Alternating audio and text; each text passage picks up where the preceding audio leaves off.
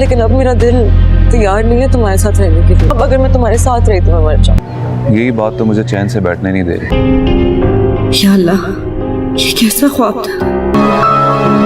मेरा मोबाइल दे, मेरा मोबाइल।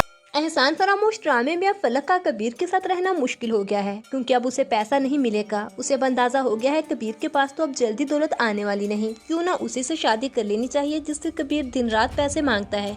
अब फलक का अगला टारगेट हमजा है। अभी तो सबके सामने मजलूम बनी हुई है। आलिया चाहते हुए भी कबीर को फलक की सच्चाई नहीं बता पा रही, मगर अब फलक अपनी बच्ची की परवाह नहीं कर रही। उसे भी छोड़कर वो मॉडलिंग की तरफ चली जाएगी।